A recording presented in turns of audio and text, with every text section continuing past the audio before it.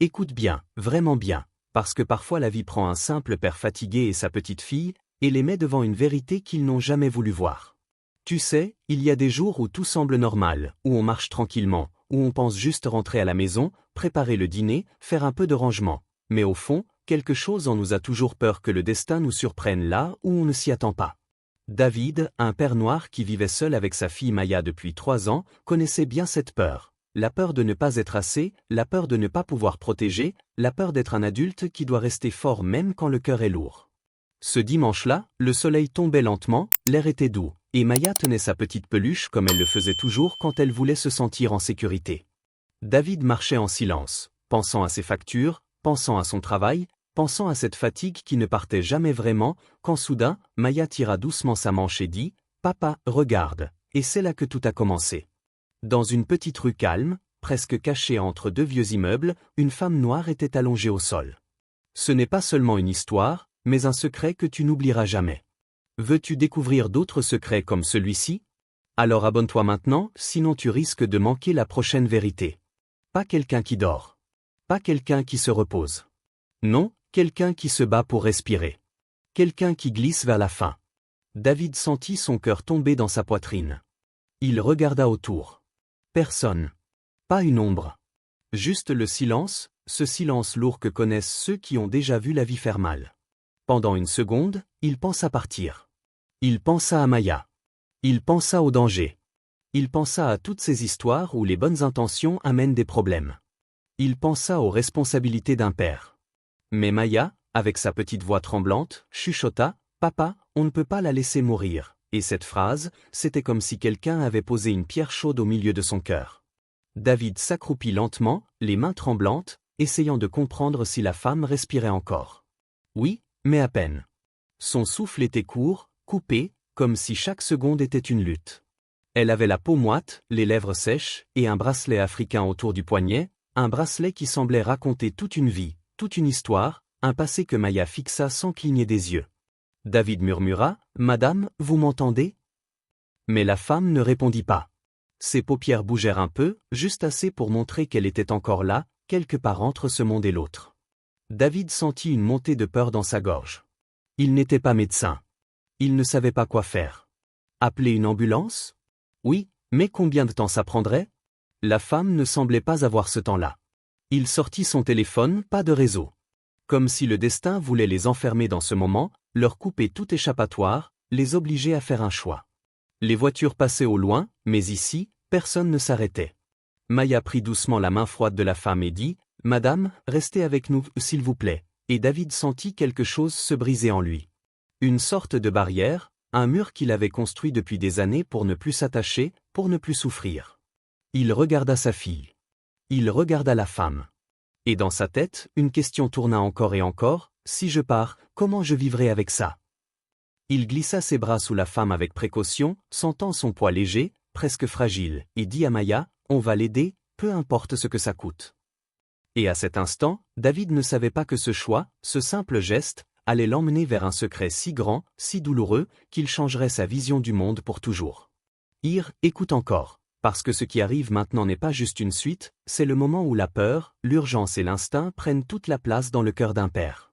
David tenait la femme dans ses bras, et il sentait très clairement qu'elle glissait, qu'elle perdait ses forces seconde après seconde. Elle était légère, trop légère, comme quelqu'un qui n'a pas mangé depuis longtemps, comme quelqu'un qui porte une fatigue profonde, une fatigue qui ne vient pas seulement du corps mais de toute une vie qui a fait mal. Maya marchait tout près, les mains serrées contre sa poitrine, et son regard restait accroché au bracelet de la femme, ce petit bijou qui semblait battre avec une histoire que personne ne connaissait encore. David respirait vite, pas parce qu'il courait, mais parce que la peur serre toujours la poitrine quand on ne sait plus quoi faire. Il avançait dans la rue, appelant quelqu'un, cherchant une voiture, un voisin, un signe, mais tout le monde semblait invisible, comme si le monde entier avait décidé de fermer les yeux au moment où un être humain avait le plus besoin d'aide. Et c'est souvent comme ça, non? Quand on a vraiment besoin des autres, tout devient vide, tout devient loin. Maya tira doucement la manche de son père, « Papa, elle va mourir. » David sentit son cœur se retourner. Que répondre à une enfant? Comment dire la vérité quand la vérité elle-même fait peur? Il dit seulement, « On va faire vite, on va trouver de l'aide. » Mais dans sa voix, Maya entendit le tremblement. Les enfants entendent toujours ce que les adultes essaient de cacher. Ils arrivèrent à un petit carrefour. Un taxi passait enfin. David leva le bras, cria presque, mais la voiture ralentit, regarda, puis accéléra et partit comme si elle fuyait un problème qui ne la concernait pas. Ce moment frappa David comme un coup dans la poitrine. Il se sentit abandonné, mais aussi en colère, et cette colère lui donna encore plus de détermination. Il regarda Maya, monte, on la porte jusqu'au centre de santé. C'était loin, mais ce jour-là, l'amour et la peur pouvaient déplacer une montagne. La femme dans ses bras bougea faiblement. Très faiblement. Ses lèvres tremblèrent, comme si elle voulait dire quelque chose, mais aucun son ne sortit. Seulement un souffle. David se pencha un peu, « Madame, madame, tenez bon, dites-moi quelque chose. » Et soudain, elle murmura un mot. Un seul. Si bas que David pensa d'abord avoir mal entendu. Elle dit, « Aïcha, un prénom. Un prénom plein de douleur. Un prénom plein de chaleur aussi. » David sentit l'importance de ce mot. Il ne savait pas qui était Aïcha, un enfant, une sœur, une amie, mais il savait que les gens, quand ils sentent la fin arriver, n'appellent jamais un prénom au hasard. Maya répéta doucement, « Aïcha, c'est peut-être son enfant, papa », et ce mot flotta dans l'air comme un petit fantôme chargé d'histoire. David serra la femme un peu plus fort, comme si le prénom lui-même avait créé un lien entre eux. Il continua de marcher, mais ses jambes devenaient lourdes, non pas à cause du poids, mais à cause du rôle qu'il sentait glisser sur ses épaules. Il était soudain responsable d'une histoire qu'il ne connaissait pas encore. Arrivé devant une petite boutique africaine encore ouverte, David entra précipitamment. La vendeuse, une femme plus âgée au foulard coloré, leva les yeux et vit tout de suite la scène. Elle ne demanda pas d'explication. Elle vint vers eux et dit, « Posez-la ici, vite. » David déposa la femme sur un tapis propre. La vendeuse prit son poignet, regarda son souffle, prit un petit bol d'eau fraîche et humidifia ses lèvres. Ses yeux s'ouvrirent légèrement, juste assez pour montrer une lueur, juste assez pour que David sente qu'elle se battait encore. « Elle est très faible, il faut appeler l'aide médicale, » dit la vendeuse d'une voix calme mais inquiète.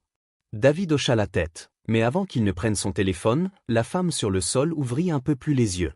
Elle fixa David, puis Maya, puis sa main chercha quelque chose sur son propre bracelet. Elle appuya faiblement sur un petit nœud caché dans les fils. Et là, un minuscule morceau de papier, roulé et protégé, tomba au sol. Maya le ramassa. David sentit son estomac se nouer. Il connaissait ce genre de secret. Les choses que les gens cachent près de leur peau quand elles sont trop importantes pour être perdues. Le papier était jauni, fragile. Maya le tendit à son père, les yeux grands, comme si elle tenait une clé. David déplia lentement le papier, et ce qui lui fit courir un frisson froid dans son dos. Un nom. Un lieu. Une phrase qui n'aurait jamais dû être trouvée si tôt. Écoute encore, parce que maintenant on arrive au moment où le passé commence à sortir de l'ombre, là où les secrets que personne ne voulait voir se glissent doucement dans la lumière. David tenait encore le petit papier dans ses mains, et ses doigts tremblaient sans qu'il puisse les contrôler. Le papier était si léger, mais ce qu'il portait était incroyablement lourd. Maya, collée à lui, regardait son père comme si elle attendait qu'il lui explique le monde entier. Le mot écrit dessus était simple, mais il frappait le cœur comme un coup de tonnerre. Un nom, un prénom, et une courte phrase, ne la laisse pas seule. David resta figé. Il sentit sa gorge se serrer. Ce genre de message, ce n'est pas quelque chose qu'on écrit pour n'importe qui. C'est un message qu'on écrit quand on sait qu'on ne pourra peut-être pas dire les choses soi-même. Maya chuchota, « Pape, c'est qui ?» David secoua doucement la tête, incapable de répondre. Il regarda la femme étendue sur le tapis, respirant encore difficilement, et il comprit quelque chose. Elle n'était pas seulement perdue, elle essayait d'atteindre quelqu'un, elle essayait de transmettre quelque chose avant qu'il ne soit trop tard. La vendeuse prit le papier, le regarda, et ses yeux changèrent brusquement d'expression comme si elle reconnaissait quelque chose. « Je connais ce nom, dit-elle d'une voix lente. C'est un nom qui vient du village où j'ai grandi. » David sentit un poids supplémentaire tomber sur ses épaules. Il ne s'attendait pas à ça, pas à ce lien soudain entre cette femme à moitié morte et un passé à moitié oublié. « Tu peux me dire ?» demanda-t-il. Mais la vendeuse posa sa main sur son bras et dit, « Pas ici. Pas maintenant. Aide-la d'abord. » À ce moment, la femme au sol ouvrit brusquement les yeux, comme si un éclair de douleur venait de traverser son corps. David s'accroupit aussitôt. « Madame, madame, parlez si vous pouvez, qui est Aïcha? Qui dois-je appeler ?» La femme essaya de parler, mais seul un souffle sortit de sa bouche. Pourtant ses yeux parlaient. C'était un mélange de peur, de tristesse, et de quelque chose de plus profond, comme un appel au secours qui ne pouvait plus attendre. Maya toucha doucement la main de la femme, et celle-ci essaya de serrer ses doigts. Un geste si faible mais si puissant qu'il fit monter les larmes aux yeux de David. On ne serre pas la main d'une enfant comme ça si on n'a pas quelque chose à transmettre, quelque chose de précieux, quelque chose qu'on a porté seul pendant trop longtemps. La vendeuse appela enfin une ambulance, donnant des détails rapides, mais son regard revenait encore et encore sur le bracelet et le papier. Comme si tout ça réveillait quelque chose qu'elle avait voulu oublier. Quand elle raccrocha, elle dit doucement, « Elle n'est pas une inconnue. Pas pour ceux qui viennent de là où je viens. » David sentit un frisson. Il demanda, « Tu veux dire que tu la connais ?» Elle secoua la tête, pas elle personnellement, mais son bracelet, oui.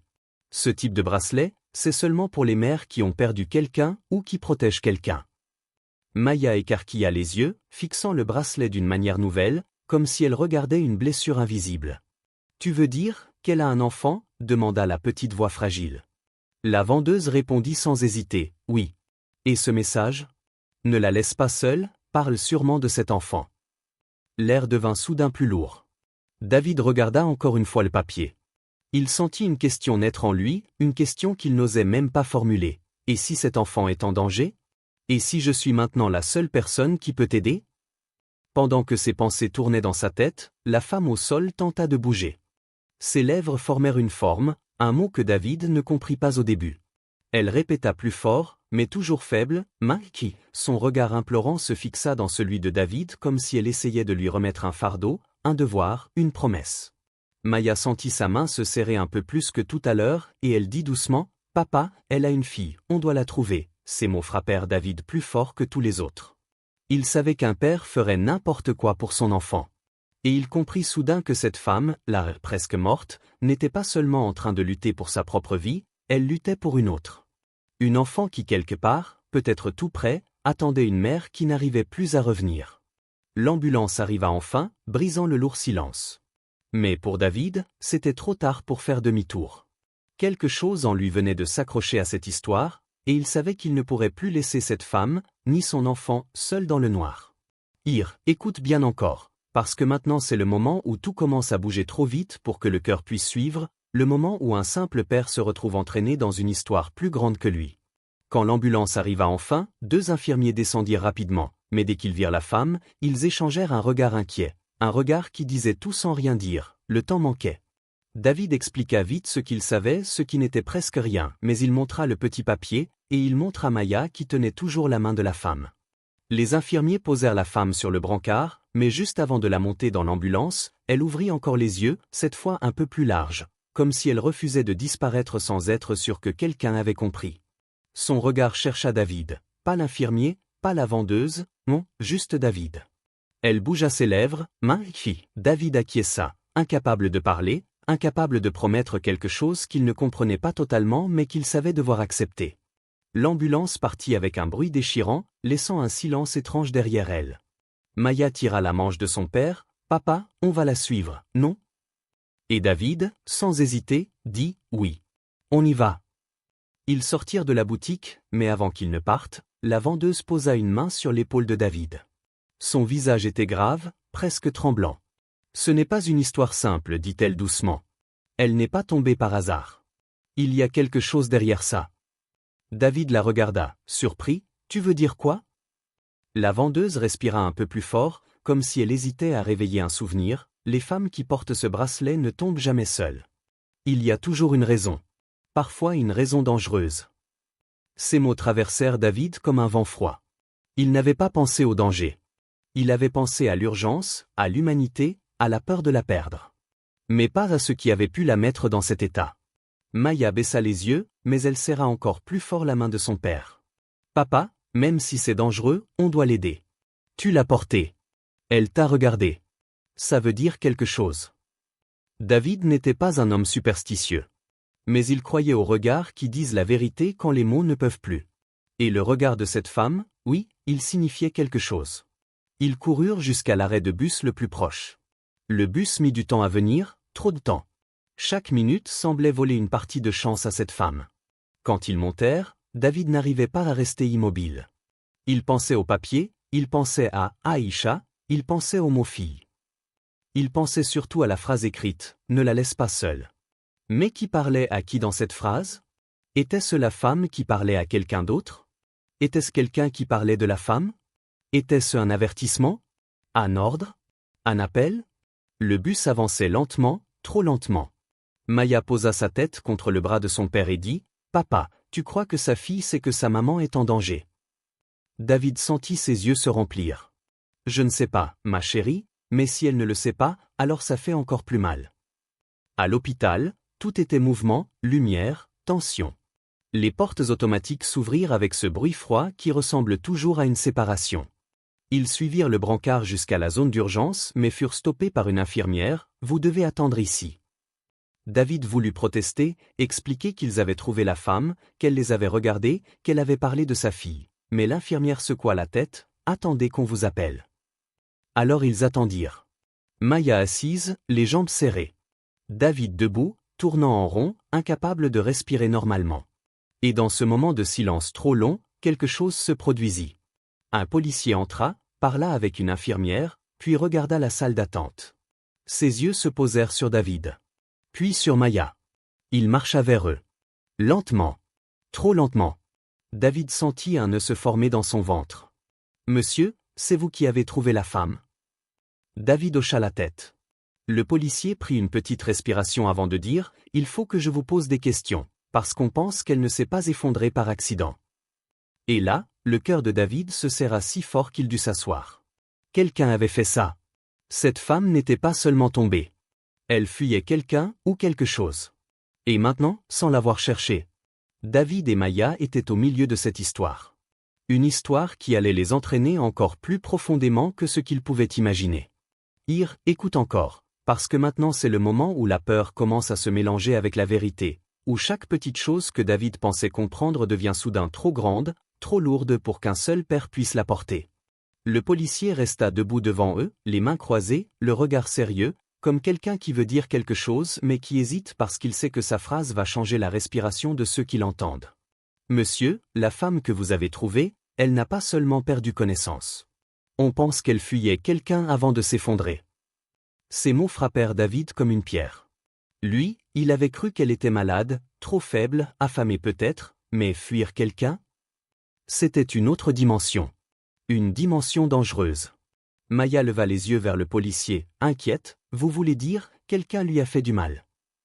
Le policier se pencha légèrement, adoucissant sa voix, « On ne sait pas encore. Mais elle a des traces, des signes, qui montrent qu'elle ne s'est pas écroulée seule. » David sentit son cœur battre plus vite. Il pensa au bracelet, au papier caché, au prénom Aïcha. Rien n'était innocent. Rien n'était un hasard. Le policier continua, « Elle avait un document caché sur elle. On pense qu'elle voulait l'amener à quelqu'un. Est-ce que vous avez trouvé quelque chose avec elle ?» David hésita. Il sentit Maya serrer sa main. Puis il sortit le petit papier, celui qu'il avait déplié avec autant de prudence que si c'était un morceau de verre. Le policier le prit, le lut, et son visage changea. Pas de peur. Pas de choc. Mais une compréhension lourde. Comme quelqu'un qui sait exactement ce que veut dire ce message. Ne la laisse pas seule. Il répéta les mots doucement, comme s'il parlait à une ombre. « Monsieur, ce message n'est pas pour elle. Ce message parle de sa fille. » La gorge de David se serra. « Elle en a vraiment une ?» demanda-t-il, même s'il connaissait déjà la réponse. Le policier hocha la tête. « Oui. Et on pense que la petite est en danger aussi. » Ces mots frappèrent Maya si fort qu'elle plaqua une main sur sa bouche. « Une petite fille? Elle est où? Elle est toute seule ?» Le policier soupira, « On ne sait pas encore. On la cherche. » L'hôpital restait bruyant autour d'eux, mais pour David et Maya, il n'y avait plus aucun son. Juste cette phrase qui tournait et tournait, « Une petite fille en danger. » David pensa à toutes ces fois où il avait regardé Maya dormir, où il l'avait protégée du froid, des problèmes, des peurs qu'elle ne comprenait pas encore. Et soudain, il imagina une autre petite fille, seule, quelque part, cherchant une mère qui ne pouvait plus bouger. Il sentit une boule monter dans sa poitrine. Le policier s'assit enfin et demanda, « Monsieur David, dites-moi, quand vous l'avez trouvée, est-ce qu'elle a dit autre chose ?» David pensa, fouilla dans sa mémoire, sentit même la sueur froide couler le long de sa colonne. Elle a dit un prénom? Aïcha. Le policier se figea. Vous êtes sûr? Oui. Le policier se passa une main sur le front comme quelqu'un qui voit soudain des pièces d'un puzzle se mettre en place. Aïcha n'est pas la femme. Aïcha, c'est l'enfant. Maya porta ses deux mains à son visage. Oh, oui papa, son bébé, ses mots brisèrent quelque chose en David. Il sentit un tremblement dans ses doigts, pas de peur pour lui, mais de peur pour une enfant qu'il n'avait jamais vue. Le policier continua, on pense que la femme a essayé de protéger sa fille contre quelqu'un.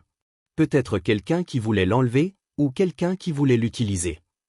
David sentit la colère monter, une colère qui brûle sans bruit mais qui change un homme. Et vous allez la retrouver? Demanda-t-il, la voix plus forte.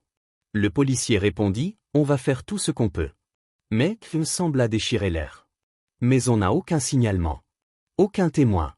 Et si la petite est cachée quelque part, elle a peut-être peur de sortir. Maya tira le bras de son père, la voix tremblante. Papa, on doit t'aider, on peut pas laisser une petite fille toute seule. Et dans ses yeux, il vit quelque chose qu'il n'avait pas vu depuis longtemps. La même innocence, la même douleur, la même vérité que dans les yeux de la femme. Le policier se leva, je dois retourner au service. Si quelque chose change, je reviens vous voir. Quand il partit, David sentit que la pièce entière s'était refermée sur lui. Comme si un mur invisible venait de tomber derrière lui, l'empêchant de faire marche arrière. Il regarda Maya, puis le couloir où la femme avait disparu, et il sut que ce n'était plus seulement une histoire qu'il avait croisée par hasard. C'était devenu une responsabilité. Peut-être même une mission. Et il n'avait aucune idée de ce qu'il attendait encore.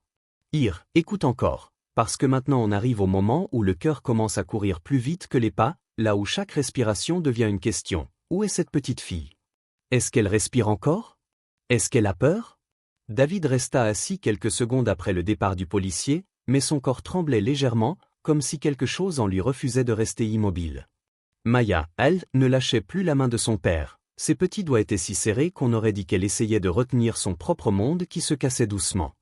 L'hôpital semblait trop grand, trop bruyant, trop lent, et David sentait une impatience monter en lui, une impatience qui ne ressemblait pas à de la nervosité, mais à un instinct profond, un instinct de parent qui sent que quelque chose doit être fait maintenant, pas dans 10 minutes. Il regarda autour de lui, des infirmiers, des patients, des familles, du mouvement, mais rien, absolument rien, ne parlait d'une petite fille perdue.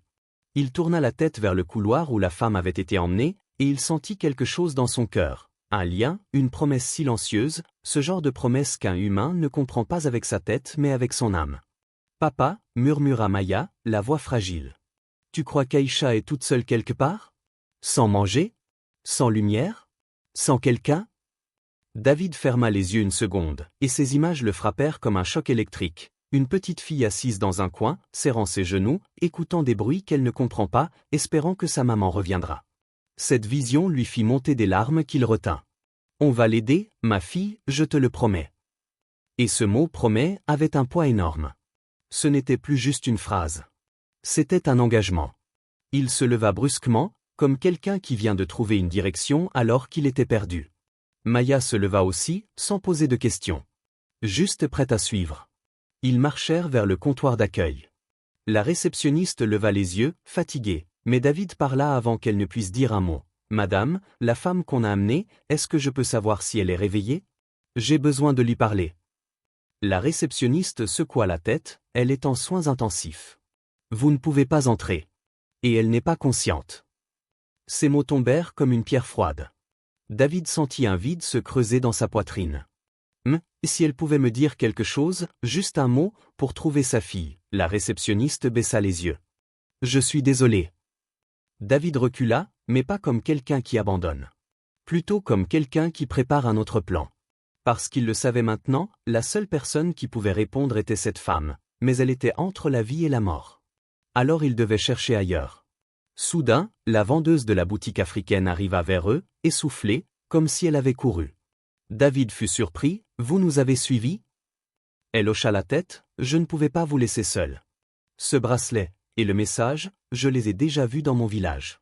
Et je crois que je sais ce que ça veut dire. » David sentit son souffle s'arrêter une seconde. « Dites-moi. » Elle regarda autour, puis parla doucement. « Dans certains villages d'Afrique de l'Ouest, les mères qui sont menacées cachent un message sur elles. Un message pour protéger leur enfant. Le bracelet signifie qu'elle n'a personne d'autre. Et le message, elle montra le papier. Veut dire que quelqu'un devait veiller sur sa fille. Maya reprit, mais pourquoi elle courait? Qui la poursuit? La vendeuse ferma les yeux comme si elle savait quelque chose qu'elle aurait préféré oublier. Il existe des groupes, des gens qui profitent des mères seules, des femmes sans papier, des familles brisées.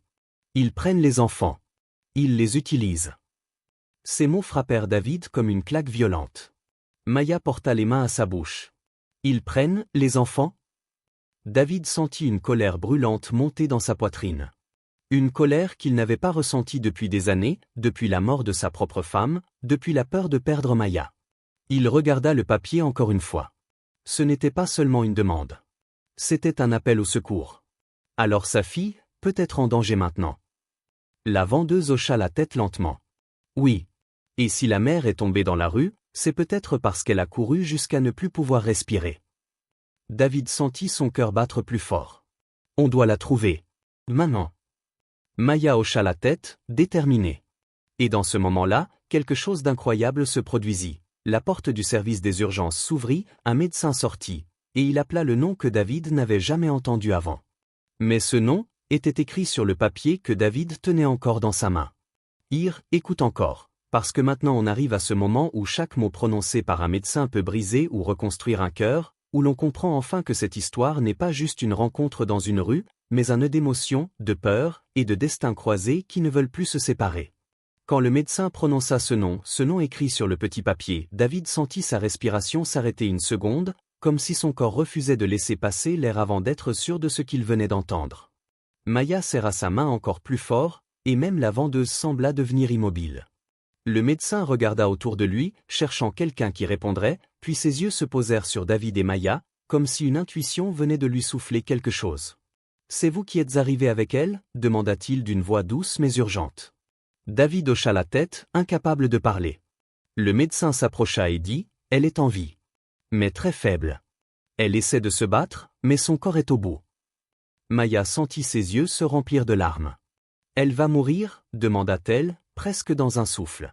Le médecin s'accroupit pour être à sa hauteur, on fait tout pour qu'elle survive, mais elle a besoin de temps. Et surtout, elle a besoin que sa fille soit retrouvée. Ces mots tombèrent dans l'air comme une vérité qu'on ne peut plus reculer. David sentit un frisson glacé courir dans son dos. « Vous savez quelque chose sur sa fille » demanda-t-il. Le médecin hocha lentement la tête, elle a murmuré un nom en arrivant. Le même qui est sur ce papier. Elle a dit que sa fille était cachée. Qu'elle avait peur. Qu'elle ne devait pas sortir. Maya porta une main à sa bouche, choquée. Elle l'a cachée? Toute seule? Le médecin soupira, elle a dû la cacher dans un endroit sûr avant de s'effondrer. On pense qu'elle courait pour demander de l'aide. David prit une longue inspiration, mais elle tremblait. Il sentit que quelque chose dans son cœur se déchirait un peu, l'idée d'un enfant seul, dans un endroit sombre, peut-être froid, peut-être en silence, attendant une mère qui ne viendrait pas. « Vous savez où elle a pu la cacher » demanda-t-il. Le médecin secoua la tête, « Non. » Mais la femme a dit quelques mots, des mots étranges, comme si elle essayait de donner des indications. David sentit son cœur battre dans ses tempes. « Quels mots » Le médecin réfléchit une seconde, elle a parlé d'un endroit où la lumière ne brûle pas. Et elle a répété plusieurs fois. « Là où les murs écoutent point. » Ces phrases firent frissonner tout le groupe. Maya écarquilla les yeux, « Ça veut dire quoi, les murs écoutent » La vendeuse, elle, sembla figée. Comme si elle avait entendu quelque chose de familier. « Dans mon village, on dit ça pour parler d'un endroit très petit, très fermé, un endroit où quand tu parles, le son revient vers toi. » David comprit. « Un endroit étroit » ? « Oui, dit la vendeuse. Peut-être un espace où une enfant peut se glisser pour se cacher. » Un silence lourd tomba sur eux. David sentit son ventre se serrer. « Comme un placard » La vendeuse hocha la tête. « Ou un sous-sol, ou une petite pièce abandonnée » Maya évita de respirer. « Elle est peut-être dans le noir » David ferma les yeux une seconde, imaginant une petite fille, peut-être 5 ou 6 ans, dans un endroit sans lumière, serrant quelque chose contre elle pour ne pas avoir peur, attendant le bruit des pas de sa mère, mais entendant seulement le silence. Le médecin reprit. Elle a aussi murmuré quelque chose comme « Là où le vent ne passe pas point. » La vendeuse fronça les sourcils, ça ressemble à une pièce sans fenêtre. Un local. Un débarras. Une petite dépendance. David sentit une bouffée de panique. Mais ça peut être n'importe où dans la ville, le médecin posa une main sur son épaule. Peut-être pas. Avant de s'effondrer, elle a été vue près du marché où vous étiez. Peut-être qu'elle n'est pas allée loin. Ce mot, pas loin, fit vibrer quelque chose dans le cœur de David. Parce que, soudain, tout devenait possible. La petite fille pouvait être juste à quelques rues. À portée de voix. À portée de pas. Mais seule. Peut-être en train de pleurer. Peut-être en train d'essayer de ne pas faire de bruit par peur. Maya regarda son père, une détermination qui grandissait dans ses yeux. « Papa, on doit la chercher. Maman. » Et David sentit que ce moment-là était celui où un homme cesse d'être seulement un passant, seulement un témoin, pour devenir quelqu'un qui se met entre une enfant et le danger. Il se redressa, le poing serré, comme quelqu'un qui venait de retrouver sa force. « On va la trouver. » Et ce n'était pas juste une phrase. C'était un début. Le début d'une course contre le temps. Une course qui ne pouvait pas être perdue. Parce qu'une petite fille comptait dessus.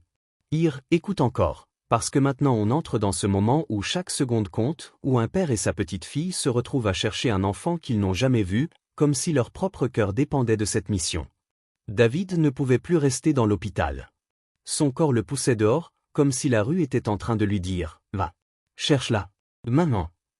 Maya marchait juste derrière lui, ses petits pas rapides, comme si elle sentait l'urgence dans chaque battement de son cœur. La vendeuse les suivait aussi, un peu essoufflée mais déterminée, comme quelqu'un qui ne veut pas laisser une vérité se perdre dans l'air. Dehors, la nuit commençait à tomber, et la ville prenait ce ton silencieux qui fait peur quand on sait qu'un enfant est quelque part sans protection.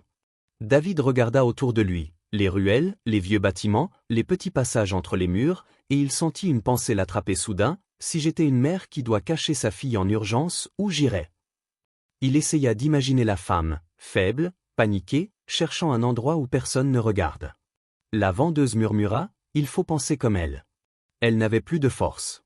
Elle a dû choisir un endroit très proche, mais très discret. Maya parla d'une petite voix, « Papa, un endroit où le vent ne passe pas, et où les murs écoutent », ces mots restèrent suspendus dans l'air. David réfléchit, vraiment, profondément. Puis quelque chose revint dans sa mémoire, un petit local abandonné derrière le marché. Une sorte de petit débarras en béton, sans fenêtre, que les commerçants utilisaient parfois pour laisser des cartons. David se tourna brusquement vers la vendeuse, « Il y a un petit local au marché. Sans fenêtre. On y garde des caisses. Tu vois lequel ?» La vendeuse ouvrit grand les yeux, « Oui. Il est toujours fermé, mais un enfant peut entrer par en bas. » Maya frissonna, « Papa, c'est sombre là-bas. » David prit sa main, « Je sais, ma chérie. Mais si c'est sombre, c'est peut-être pour ça qu'elle est là. » Ils se mirent à marcher vite. Très vite. Le marché était à 10 minutes, mais à chaque pas, David sentait la pression sur sa poitrine monter. Pas une pression de fatigue. Une pression de peur. Peur de ne pas arriver à temps. Peur de trouver du silence là où il espérait un souffle. Quand ils arrivèrent près du marché, il n'y avait presque personne. Les stands étaient fermés, les lumières éteintes, et le lieu avait cette ambiance de fin de journée qui rend tout plus inquiétant. David avança entre les allées, Maya serrée contre lui, la vendeuse gardant un œil derrière au cas où quelqu'un les suivrait. Parce que maintenant, il savait que cette histoire n'était pas seulement triste. Elle était dangereuse. David repéra enfin le petit local. Une porte métallique, rouillée, fermée par un vieux cadenas. Mais en bas, entre le sol et la porte, un petit espace. Suffisant pour un enfant. Pas suffisant pour un adulte. David sentit son cœur battre dans ses tempes. Il s'accroupit, posa sa main sur le sol et approcha son visage de l'ouverture. « Ah tu m'entends? C'est David, je suis là pour t'aider. » Rien. Juste du silence. Un silence trop lourd. Maya se mit à genoux aussi. « Aïcha, s'il te plaît, on est là. » Et là fait un son. Très faible. Tellement faible qu'on aurait pu croire à un souffle de vent. Mais ce n'était pas le vent. C'était un petit sanglot. Maya ouvrit grand les yeux, les larmes montant, « Papa. Elle est là. Elle pleure. » David sentit son cœur exploser dans sa poitrine. Il frappa doucement à la porte. « Aïcha, ne bouge pas.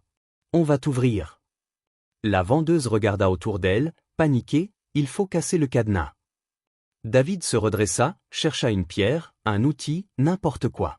Rien. Mais son regard tomba sur une barre métallique abandonnée près d'un stand. Il la prit, revint vers la porte, et frappa. Fort. Encore. Encore. Le métal vibrait mais ne cédait pas. Maya pleurait. Papa, plus vite. Elle a peur. David frappa encore. Une fois. 2 fois. 3 fois. Le cadenas céda enfin, tombant sur le sol avec un bruit sec. Il ouvrit la porte d'un coup. L'air froid du local sortit comme un souffle triste. David entra. Sa respiration bloqua en une seconde. Dans un coin, recroquevillée, une petite fille de 5 ans, les jambes contre sa poitrine, la tête baissée. Tremblante. Les yeux rouges. Une couverture fine autour d'elle.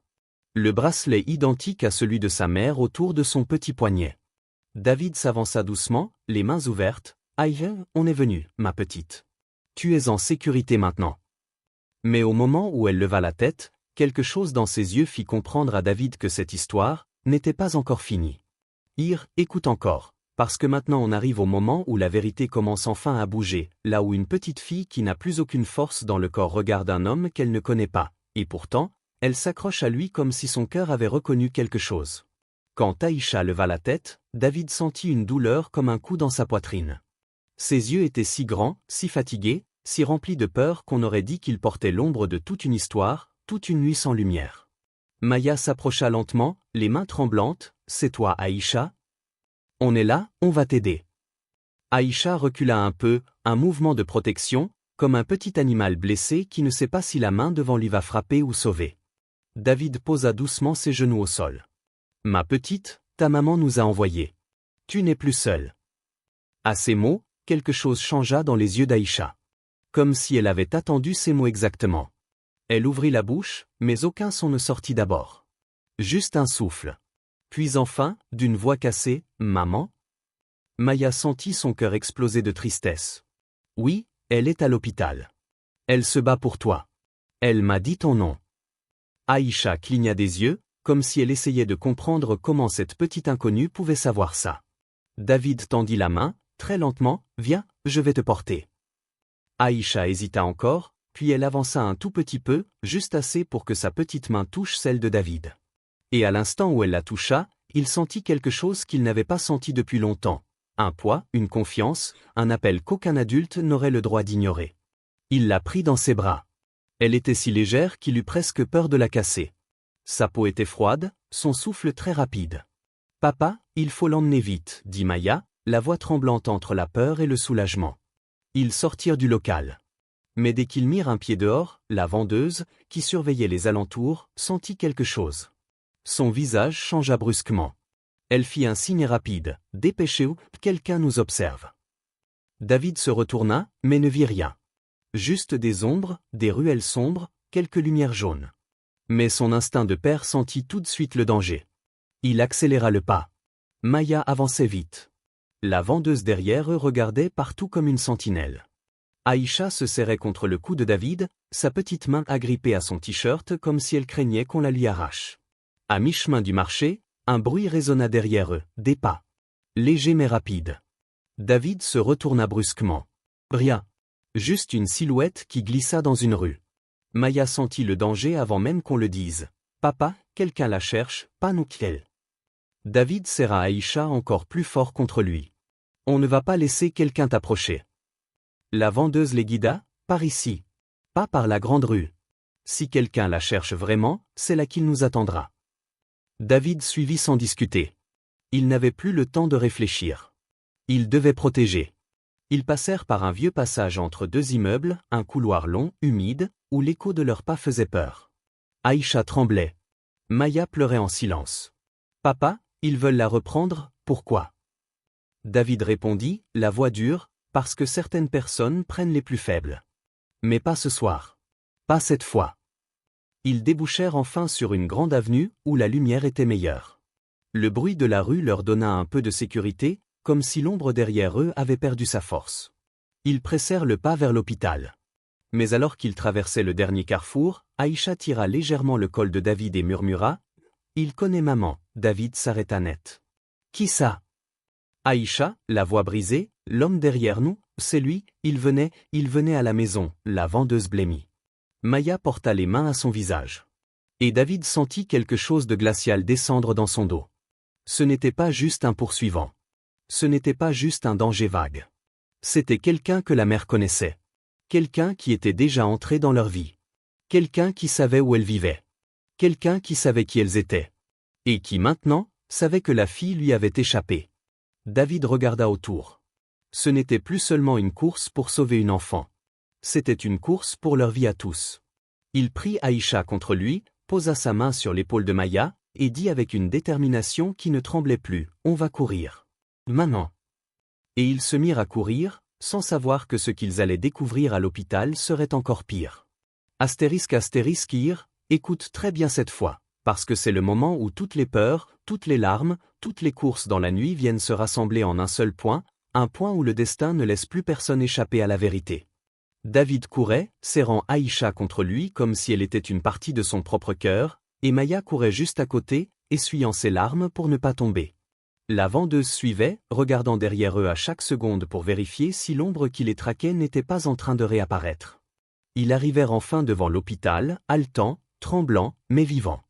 David poussa les portes comme un homme qui refuse l'échec. À l'intérieur, les lumières froides et les voix lointaines donnaient l'impression d'entrer dans un monde suspendu entre la vie et la mort.